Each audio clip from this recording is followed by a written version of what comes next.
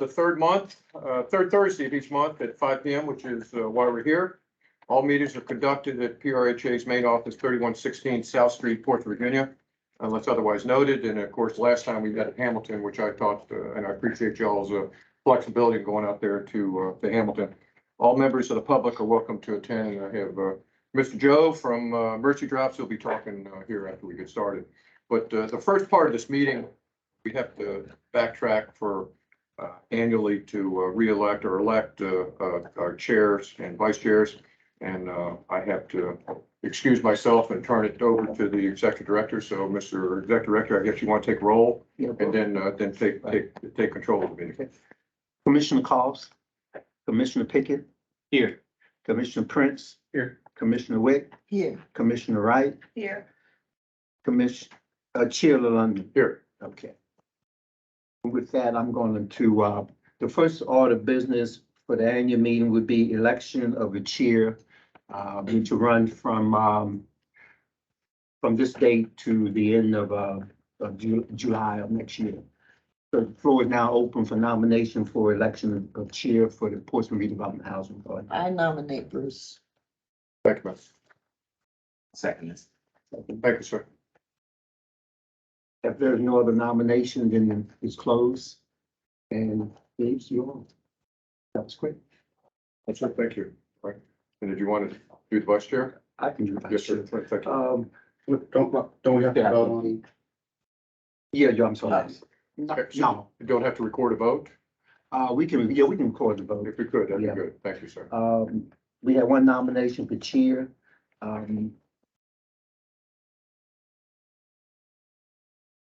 Ms. Cost is not here. Commissioner Pickett, Yes. nomination for chair. Okay. Commissioner Prince. Yes. Commissioner Wick, Yes. Commissioner Wright. Yes. Oh, Ross Smith. Mr. Prince, okay. No.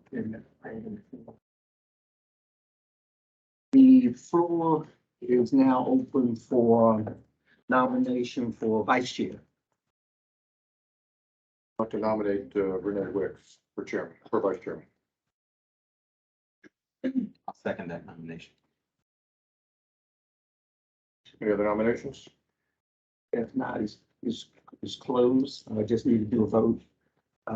Commissioner Cox, Yes. Commissioner Pickett, Yes. Commissioner Prince, Yes.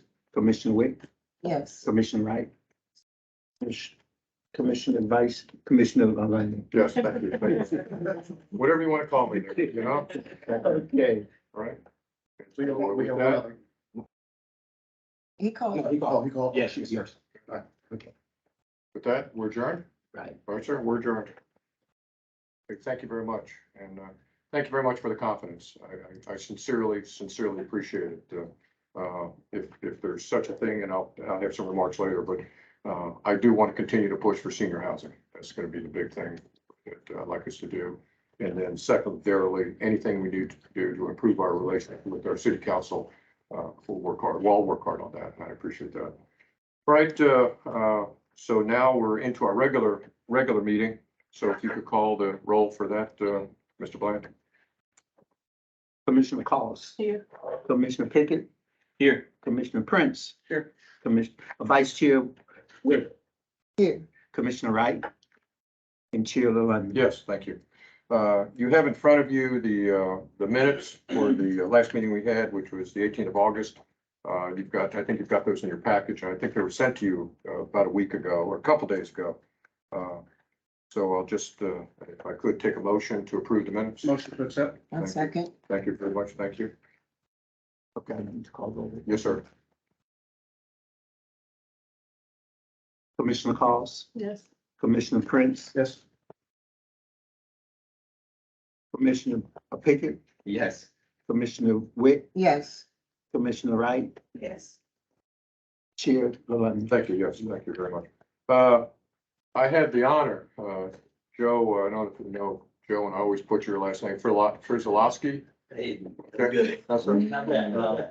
Joe is the executive director, president, chairman of the board for Mercy Drops. I think probably one of the most generous nonprofits that we have here in Portsmouth, located over there by Bidewee off of McLean, is it on McLean? Yes. Yes, sir. Joe has silently, I think, just made an impact on the city by trying to reach to those who need help without question. All right.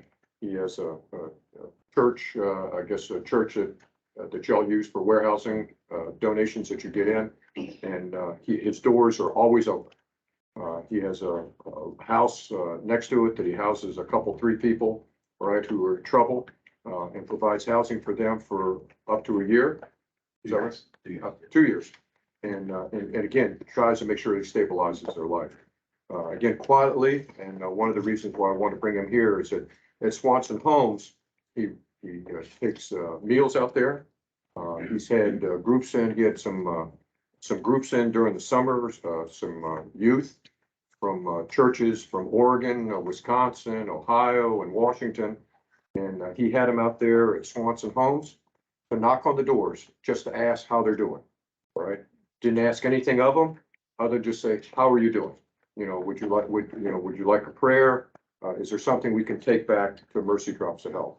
So I wanted to, while we get some discussions, high-level discussions about some of the other nonprofits who are there and they get a lot of press, Joe is not one who looks for a microphone to be put in front of him, doesn't look for a television camera to be in front of him. But if you go out there to Swanson Homes and the people know that they're out there because they wear their shirts with Mercy Drops out there, they know they're out there. And so I just wanted to give Joe just a few minutes to kind of, talk about his organization, talk and for y'all to interface with him about what we might want to do or what we can do to help him. So Joe, you got the floor, sir. Yeah, thank you. Is it okay if I? Yes, sir. You said there, yes, sir. Yes, sir.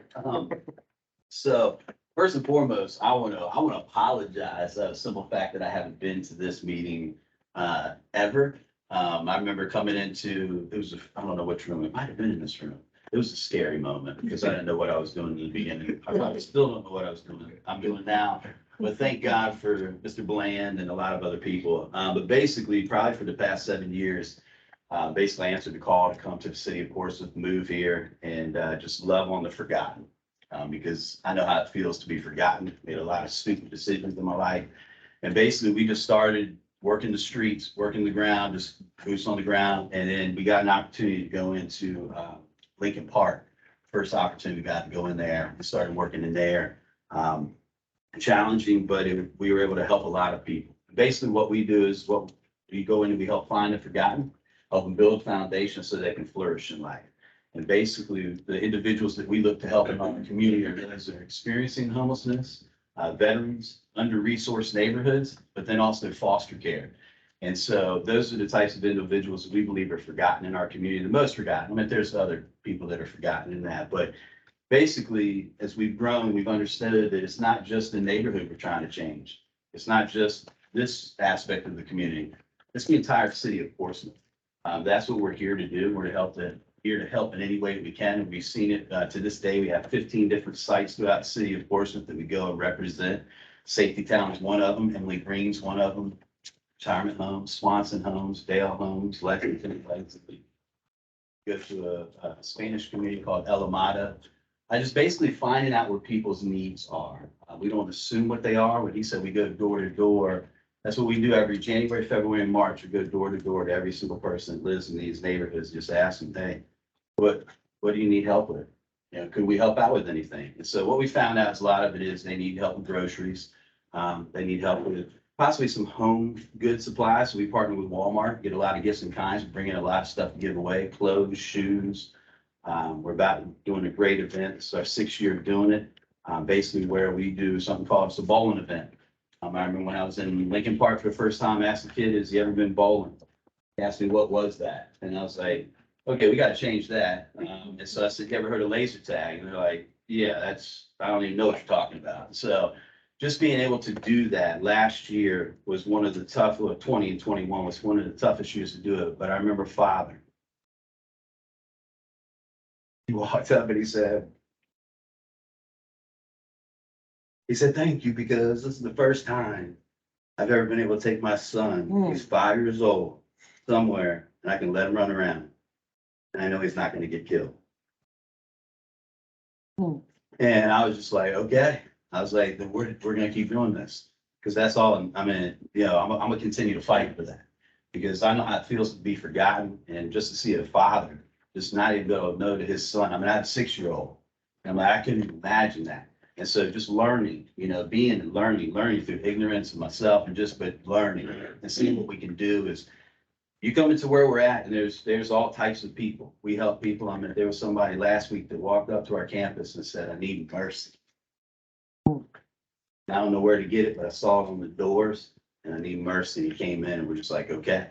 Today, we just had an interview where we also have a men's transmission housing program. Because that's really why we started everything we do, going to the streets, going to the neighborhoods, going to people, finding these people, and then asking them, how can we help you? And that's my goal, is to have a transmission housing program in our community, which we do have. It can house up to 4 men, but it's where they can come for 2 years. Not have to worry about money, food, clothing. They can just focus on themselves. And will they be challenged? Yes, they will. Will it be hard? Yes, it will. But we've got to the points where we've got the entrusted relationships with the courts, the judges, being able to work with reentry now, being on that, and just helping men come out, hopefully eventually to be women as well. Because we have 1,400 men I know that every single year they're coming out of jail and they have no place to go. And what they always do is they label them reentry when they first start, so they have no hope. And so my goal is, what if we have a 2,000 person facility that we can do? I'm not asking the government to do that. I'm gonna find the money for that. But what if we had that? This is my goal, my dream. But we don't have, if somebody needs help, we get it for them. We don't hesitate, we get it, we got it. And I mean, what if Portsmouth could be that place that everybody looks at and says, you know, I don't want to move to Portsmouth? Because that's what people have said. I've lived here, I invested, I said I'm moving here. And I want to switch that. I want people to look at our city and say, you know what, there's hope in that city. Because I see what you all are working for. And I want to help you all when we're in the Portsmouth Redevelopment Housing Authority. We want to be in those neighborhoods so we can help. We can help make a shift, help make a change. I know it takes a while. We've been in there. We go in every single week. We take groceries, we take food. I've been in there when drive-bys happen. I've been there when people brandish firearms at us. And you know what we had to do? We go back the next week and we have a conversation. Justin Swanson Homes. 2 weeks ago, somebody brandished a firearm at us because they didn't like the way we spoke to them. We were healthy. It was all good. They just didn't like the outcome. So I was asked to come the following week. We came right up. The guy came to us and he knew us since Lincoln Park. And he goes, I know it's a zero tolerance. I know it is, Joe. I said, well, in order for you to stay and be able to get stuff, you did a great thing coming to me first, but I didn't know I was going to be here, but you need to go apologize to the person that you did it to. Then you need to turn around and you need to apologize to the community. If you can apologize and share with them why you did it, what was wrong in it, then we'll see if they allow you to continue to come. And the community just was shocked. They were just like, are you kidding me? We just have this in our neighborhood? And I was like, yeah, this is what healthy is. Nobody got shot today, did they? Everybody's like, no, it's just, we learned how to do stuff like this. We can make a change. It's just, are people willing to do that? And I'm crazy enough to be able to do that because I've seen God move in my life and I've just seen him move year after year after year. And the closer I get to him, I just believe there's more that's going to happen. So I'm honored to be here today. I apologize again that I haven't been here, but I would love to see how we can partner in any way. And the reason, honestly, why I'm here today is because there's a partner that we have. I don't know, I'm just asking, but they have a heart and desire to transform this city. And they've already bought a property in this community. It's Starboard Townhomes. They've asked us to come in and help change that neighborhood. If you've driven past Starboard, you know it's right next to it and you know the area. And I know the Pastor Butch, and we're doing stuff, man. God's moving and I don't know what's happening, but we're just going to continue to offer hope to our community. And as long as I'm alive, we're going to be here. And so, I mean, since our inception, we've raised over $1 million to give back to the city of Portsmouth since 2010. We'll continue to do that. So. Joe, thank you. Yeah.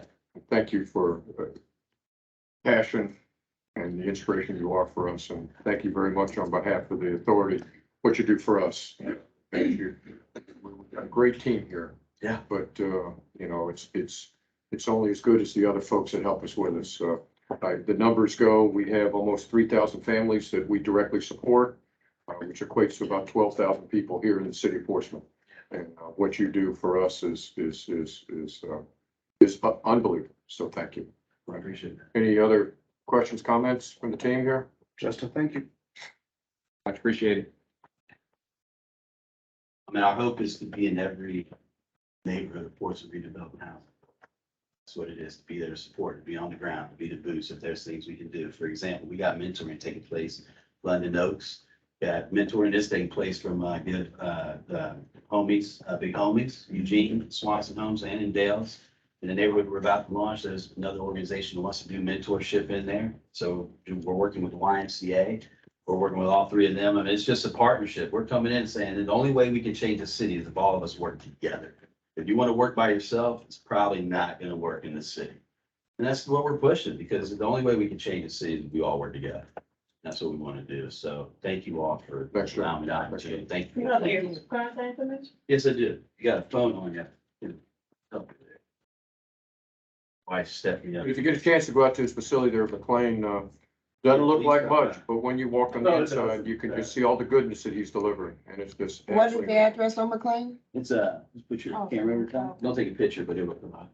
It's 504 McLean Street. And then my email is joe@mercydrops.life. And please send me an email. I'd love for you all to come over and see what we do. And heck, I'd love for y'all to be able to see what we do in actual Swanson Home and Dale homes. I'm sorry, Joe at Mercy Drops. .life. Thank you. And you say your goal is to build a facility to.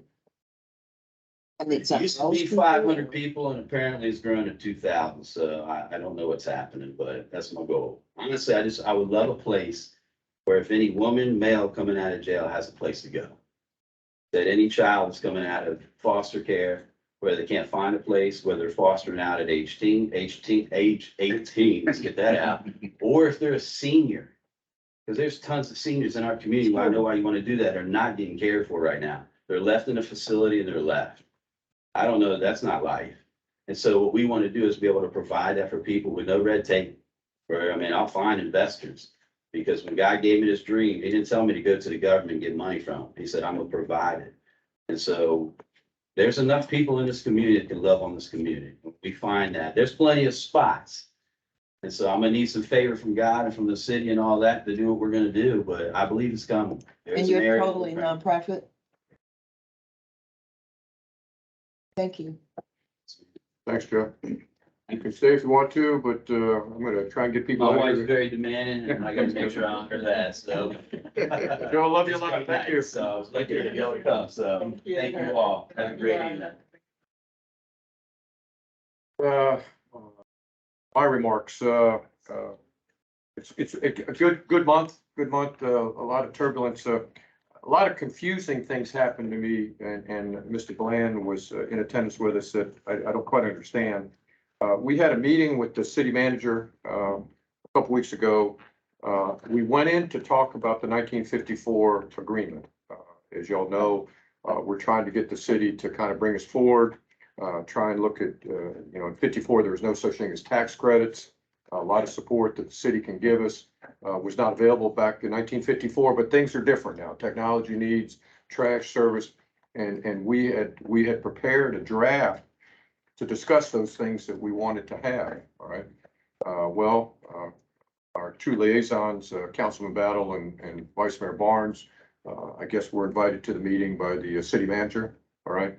And immediately, they said, no, we don't want to talk about the 1954 agreement, right? How much money do you think this agreement is worth, right? Because there is a dollar. I mean, there's money that we're looking for from the city. Mr. Bland estimated a couple $100,000, maybe $300,000 in support we're looking for from this agreement. Our council liaison, Councilman Battle said, we'll just write a check for $500,000 to you to pay for the Effingham property that you're having problems with. All right, just totally caught me off guard. All right, totally caught me off guard. and said that he has a plan to put a playground there for children with the sheriff's department. Okay, so I left that meeting very confused, very confused. We're looking, Councilman Battle said that he was gonna run with the rest of the council. I know there's a lot more discussion than that. But what it boiled down to was he was gonna carry the mail to the city council to write us a check for $500,000 for that property. So he had a vision. Okay, so I just wanna let that settle with y'all. This is the same property that they Yes, ma'am. denied us. Yes, ma'am. Okay, Because it was an elevated property, they didn't want people on it. People and the playground, Yes. okay. And that- So, which don't add up. so I'll just leave it at that. And it's gonna end up being a gym. So Mr. Bland has it for whatever liaison coordination that we need to do, work with EDA or whoever we need to work with, but that was the intention of one council person who pretty much, but what we wanted was that 1954 agreement. If you looked at the city manager, separately, she would take a look at it, but we really need to formalize and update our relationship with the city as it comes to doing business with the city. If I may, I would suggest tabling it until after November. I probably so, yes, sir. Yes, sir. Just, I attended a housing credit conference up in Richmond here yesterday. It was very eye-opening, all right, disturbing in some regard because I know how hard we work here. There was developers there, investors there, a few housing authority folks, but there's a lot of money out there. There's a lot of money out there. There's a lot of there are obviously more projects than money. But again, I'm going to go back to this confusing type of thing. We have put an emphasis here on minority contracts. We've put a real emphasis on trying to get local contracts when we have contracts come to us, when Dolores brings it to us. And we've challenged her to make sure that, we're out front. And Mr. Bland provided some numbers to us, and we're 30 or 40% of the contracts we have out of here for minorities, all right, women and minorities. I think that's fantastic. Virginia Housing reported that over the last 3 years, they've negotiated 200 tax credit grants, to housing authorities in the Commonwealth of Virginia, 200 in the last 3 years. And they said we've out of the 200, one went to a woman-owned company and 2 went to African Americans. So out of 200 tax credit grants that they gave, only 3 went to other than only 3 went to other than that were minority. And I'm sitting there trying to figure out, did you just hear what just came out of your mouth? Right? Because we had 2 breakout sessions about diversity, racial indifferences, 2 breakout sessions. And I'm thinking, we're talking the talk, but when it comes to the actual dollars, I mean, we're talking projects that are millions of dollars that they're giving tax credits to. Okay. So again, I'm just letting that settle. Okay. And we're only one housing authority, but I'm proud of what Dolores does for us on the contracts. And we'll look at these projects as they come along. I know Philip works diligently to make sure we have fairness in our contractors. So thank you. With that, I don't see our liaison here, so we'll pass on to our committee remarks. And as we go through the committees, I want to, as we talk, if you want to stay on that committee for this next year, please let me know. If you have a committee you'd like to change to, let's at least discuss it. Okay. and point of order, if I may, there was an interesting article in the Virginia Pilot. Anybody read that? In regards to the liaisons for the city of Portsmouth. And I'm saying that for no other reason, but the obvious reason of ours not being here quite often. But it's pretty interesting to read if you want to go back and look at that. That's it. About the liaisons, Today? yeah. No, yesterday. As far as the committee, finance committee report, Mr. Pickens and I have met twice with Mr. Reyes regarding the finances I'm giving you, the complete package that we briefed. I'm gonna give you a high level review of it, so that, but I want y'all to have the individual things, so as you take it from here, don't try and, digest it all now, but, I want to give you all, the detail. We're gonna starting this month and on, you're gonna probably get a more thorough financial briefing at every commissioner meeting now. Mr. Reyes is, what he's given us, he has accurate numbers for this fiscal year. Our fiscal year runs from January through December. He's got everything booked right now through June, so you've got a 6-month picture right here. Next month, he'll bring us current up with July and August. What I'd like to show you, and again, I'm just gonna brief the top sheet, all the rest of them make up what's in that top sheet. Just so you walk away with some numbers, this company, we own, this authority owns $135 million in assets. So you're talking a very, very big company. If you take away the liabilities that we have, our net worth, so, if somebody ever says, how much are we worth? We're worth almost $100 million, right? So if we had to liquidate this company, if we had to sell this company, you're taking to the market that this company's worth $100 million with 135 million assets. So, one of those things I talk about, the 3,000 families and the 12,000 people, $135 million is a lot of balloons, right? That's what you have the responsibility for. We had revenues for the first 6 months there of 6.3 million or 5.9 million. So we're roughly taking in revenues. This is cash coming in the door of almost $12 million annually. So you've got a $135 million company, $12 million in revenues. That's a lot of money. We budgeted to have $500,000 by this time. We're actually sitting at 745,000. I challenged while that sounds like a good thing, we're 30% over budget. I challenged the chief financial officer to work with the rest of the staff. I'm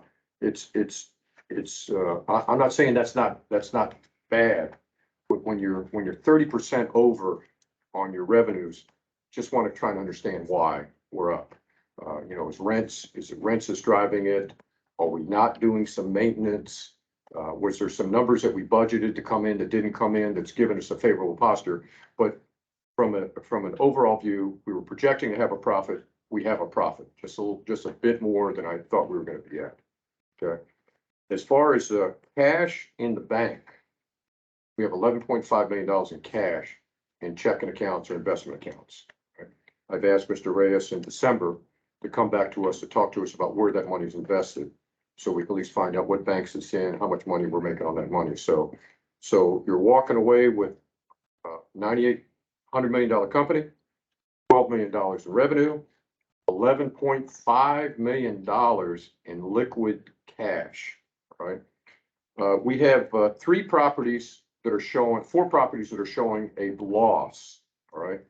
Seaboard 1 and 2 are showing a loss. We did not budget at this point for Seaboard 1 and Seaboard 2 to have a loss. Mr. Reyes is going to confirm for us why we're there. Mr. Pickens and I feel, and again, it's just a feel, if you remember, we're doing all that deck replacements out there. Dolores had contracted for all those decks to be replaced, and we found some hidden damage out there. So there was some additional expenses that are being that are there for Seaboard 1 and 2. Not saying that's the answer, but that's what we think. But we did not project for losses, cash losses at Seaboard 1 and 2, but that's the ones we have losses.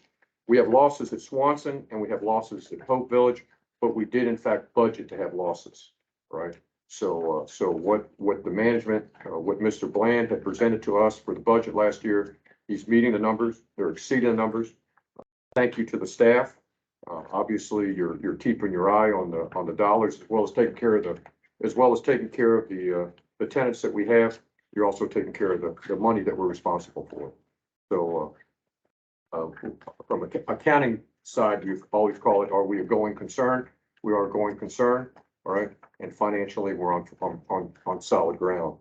As you well know, because of the cash position, and some of that is coming from all those properties that we sold, right, that we've gotten rid of. That's what's given us that kind of war chest to buy all that property that you all have approved for this authority to buy. The properties out there at High Street, the properties that, we're looking at and more properties out there in Churchland, properties out there at Airline Boulevard. So, we're, as we talk right now, we're in a good position, right? Good. Any questions at all about the finances? Oh, by the way, said, hey, we could pass Mr. Reyes to say, okay, let's take a deeper dive into this. Go ahead, keep going. Oh, no. Yes, Oh, ma'am. you talk for me, Yeah, thank Yes, you. ma'am. Yes, ma'am. So I guess what I'm sort of accustomed to looking at, not saying that yours is not in shape here, but when you're given expenses and that type thing, I would like to see what the expenses are, what they're for. What are those expenses? A more detailed summary would make more sense to me, so you get a real clear picture of those expenses. Exactly. I think that would probably be great to have that on this type of report.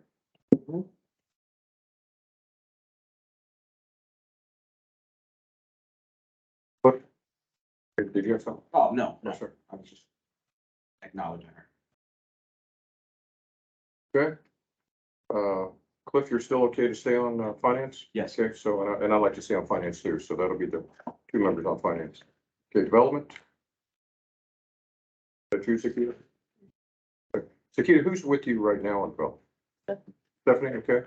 All right, Stephanie, you're okay to stay on development? Okay, yes, ma'am, okay, yes, ma'am, all right, you're up.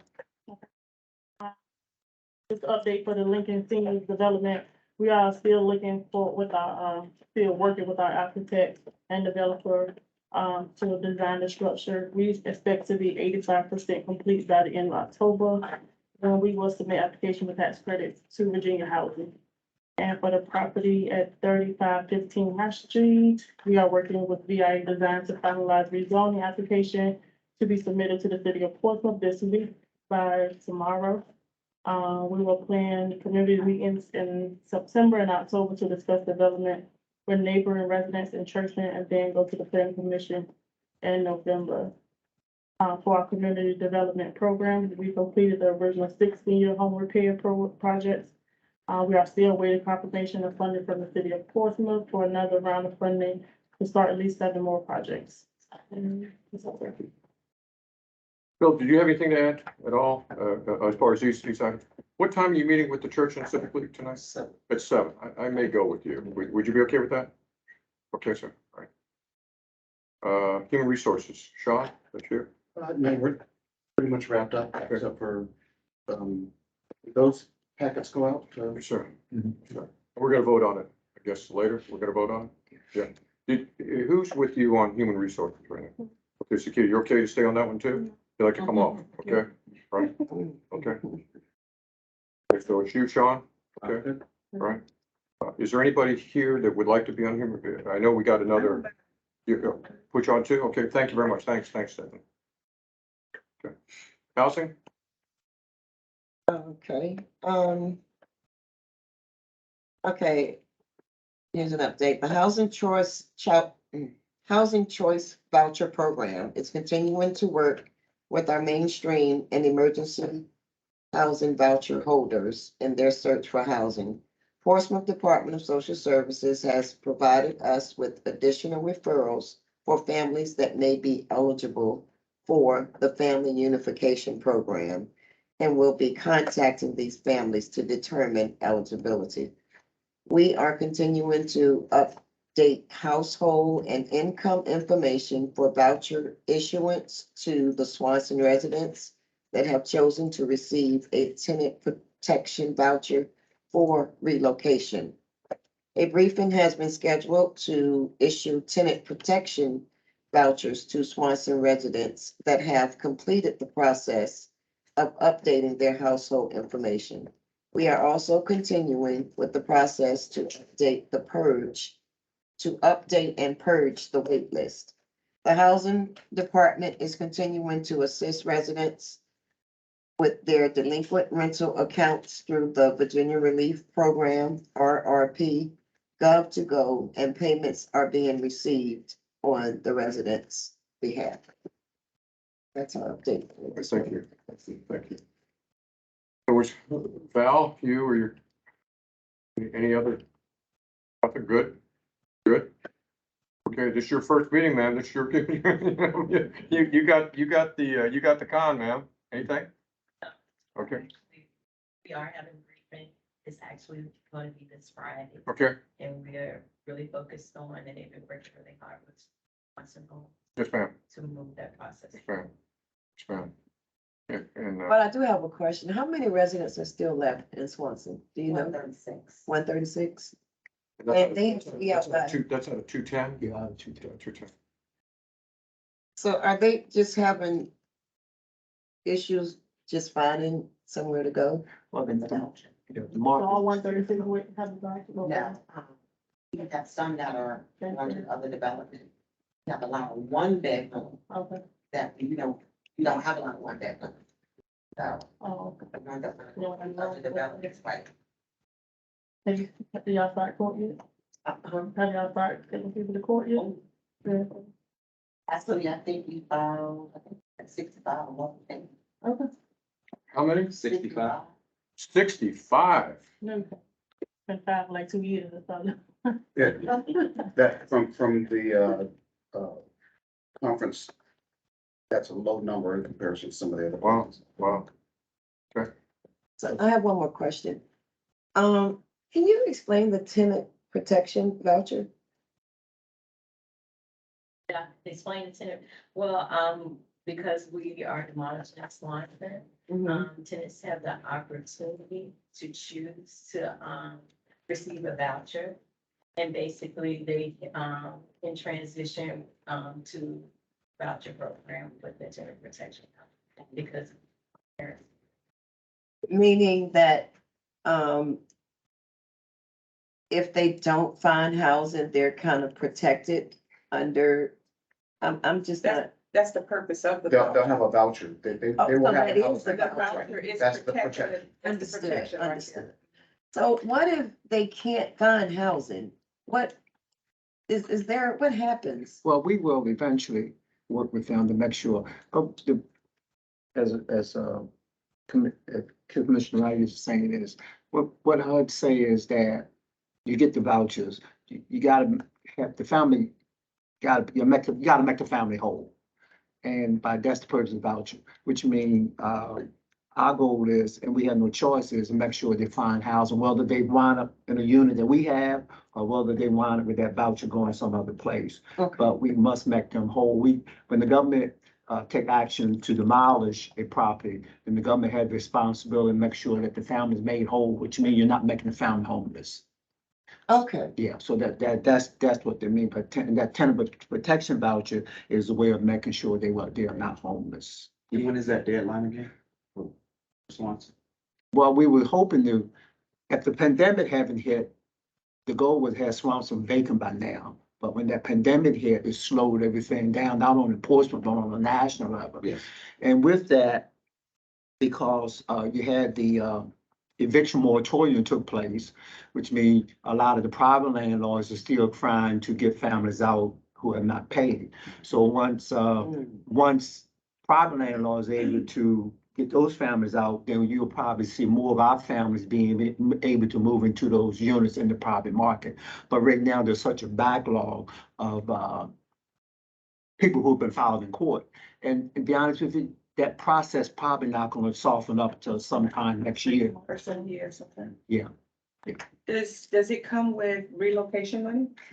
Yes, So they get security deposit, they can get moving expenses. So with that being said, they can take their voucher anywhere across the United States that there's a voucher program. They can go anywhere. It's just a matter of who's accepting the voucher. That's nationally, that's where it's at. Yep. There's not enough units right now. That's. but that's not true. Is Not that true. across the board for all cities? So as long as at the initial application, that person lived in this city. So they lived in the city of Portsmouth. Okay, So that means that when they get a voucher, they can go anywhere they want to go. correct. They can, Any accepting any house. person that accepts the, Anywhere in the United States they can go, and we'll move them. And we'll move them. And that includes 2 territories, Guam and Puerto Rico, as a part of Yeah, that. that's correct, sir. but the units are sparse is what's going on right now. So with that transfer availability, if it's going to, for example, someone from particular from Portsmouth to Suffolk. The Suffolk have to have availability within, Well, it's up to the family to find housing. Let's start there. It's solely up to them to find housing. what I'm saying is the voucher going to transfer from From Portsmouth to to Suffolk. Suffolk. Absolutely. And the Suffolk have to have availability to accept a new voucher. If The they landlord- find They have to The accept the landlord. voucher. They just need to find the housing. So yes, Suffolk Housing Authority must accept that voucher. Yes. Okay, This is your question, yes. but the Suffolk have to have availability to accept it. For example, I just I'm had a not sure family, what you mean. What? I had a family call that was trying to transfer from Suffolk to Portsmouth. Okay. And the question that came up from the member to yes, to her representative in Suffolk was, can I transfer my vouchers to Portsmouth? Is Portsmouth taking vouchers?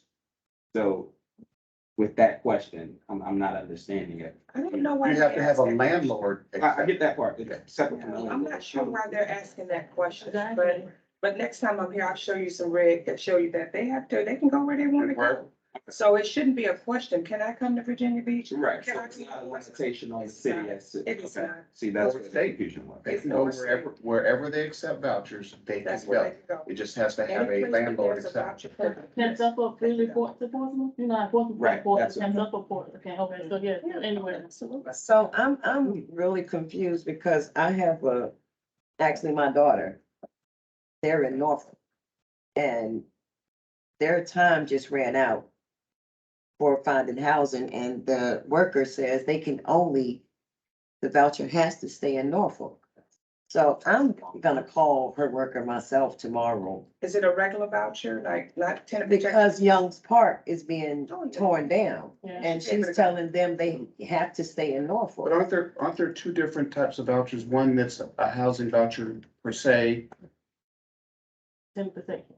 So They Yeah, have the that same might be- flexibility. that might be that. That might be that instance. But it's the same as Swanson, it's being torn down. Right, Because the tenant protection voucher turns into a regular voucher. Am I correct? Yes. Yes. Yeah. So it's the same thing. Thank you. Okay. It's the same thing. Same identical thing. Right? That's just HUD's definition of it. Okay, And thank you. it's like, sure, you're the only one on housing right now, right? Correct. Right? Okay, so we need a, is everyone here? Everybody here? Want to add housing, okay, all right? All right, governors, we just went through the election of chair and vice chair. Mr. Pickens. Housing, okay. Yes, I'll join. Okay, thank you, thank you. Yes. I'm a- Now, we have a new, Miss Cynthia Morgan is the new, selectee for the authority. I have not met her, I don't know her personally.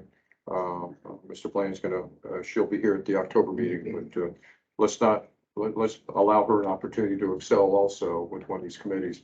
So I guess what the best way to start it is I'm gonna add her to the security committee, all right? And Mr. Blaine, I want you to be on that committee, all right? Chiquita, or Let me know Renee, I would like security. one of the two of y'all to be on that Sure. committee. You okay? All right?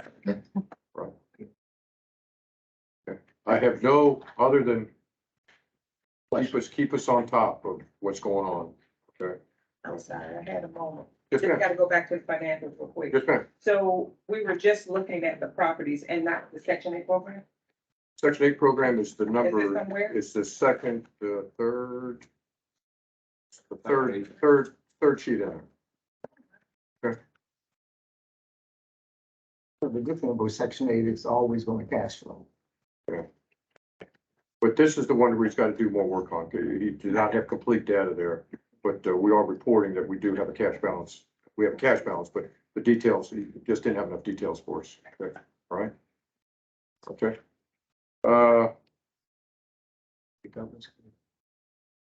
Yeah, we had the elections. Okay, and then we want to do, go ahead, I'm You listening. want to look at your present, not somewhere in the future, your present bylaws, see if you want to do an update on those. No? No, okay. Okay, thank you. All right, you're up. Well, I think, in the partnership meeting, normally, the chair and I, we know, we go to what we call the Portsmouth Partnership, meeting, the once a month, and just to give them an update on where we are. The other thing too is to continue to look at the various conferences. I think all you got a list of the conferences that's coming up. You may want to look at, January. There's a conference coming up in Florida, Orlando, Florida. So in case there's snow here, you got a chance to go to Florida. There we go, there we go. I'll look at some of the other conferences for 2023, so we can kind of get a feel for those particular conferences. Normally, in November, our board meeting in November will be, normally before Thanksgiving. And our October meeting, because it's going to be conflicting with some of the schedule, we'd like to move the October meeting to the last Thursday in October this time, because. Which is 27th of October. That would work. Is there any conflicts with anybody? Yeah. My board meetings are on Wednesdays. Okay. Okay. And then at least December, don't get the December board meeting normally will be before Christmas. And also, we normally close around the 24th of December, and we open again after New Year's. That's a way of just giving the staff time off to refresh. We've been doing that now for, since 2017. It's a way of rewarding the staff for the hard work, and we give them time off without them having to use their leave time, and they look forward to it. It was something we started in 2017, and we just want to get the heads up. We want to continue to do that.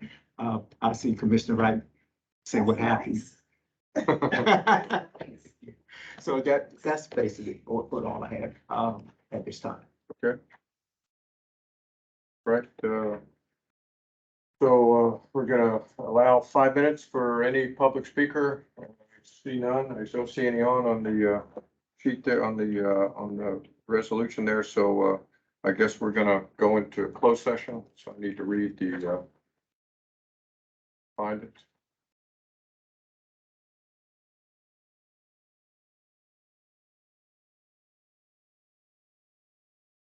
Whereas the resolution 2250, whereas the Board of Commissioners of the Ports Redevelopment Housing Authority, no, that's the one heads convened. Do I have the one which is sent in closed session? 49. See if I have that here.